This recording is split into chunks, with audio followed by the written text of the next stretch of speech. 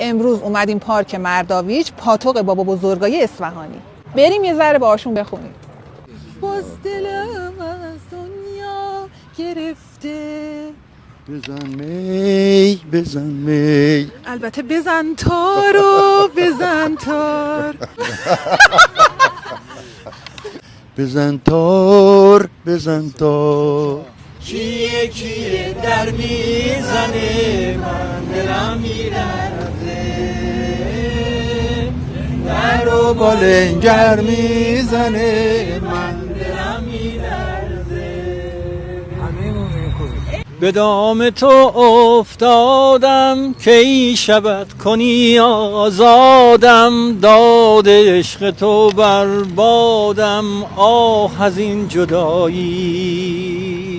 تا تو همدم شب‌های منی، دیگه توی این خونه دلم تنگ اومد، برو در و وا کن صدای زنگ اومد. چقدر خوبه وقتی که در وا میشه، گل روی اون خوشگل پیدا میشه.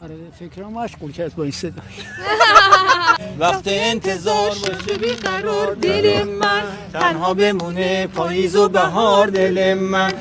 نازنین یار خیش را دیدم، در گلستان به ناز گل میچید. خار گل دست نازنینش را رنجه میکرد و او همی خندید. گفتمش خنده چیست؟